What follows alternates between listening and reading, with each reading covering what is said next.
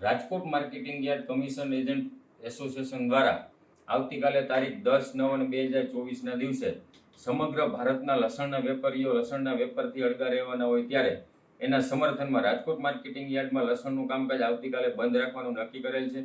એના વિરોધમાં સૌરાષ્ટ્રના તમામ માર્કેટિંગ યાર્ડો બંધ રહે એવી વેપારી એસોસિએશન દ્વારા અમે જાણ કરીએ છીએ।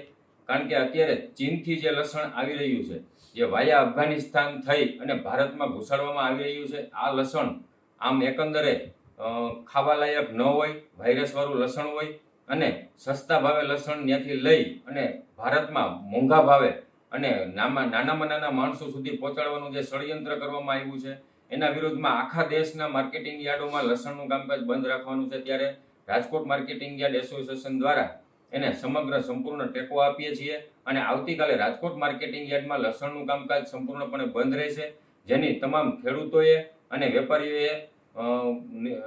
વેપારીઓએ જાણમાં લેવું।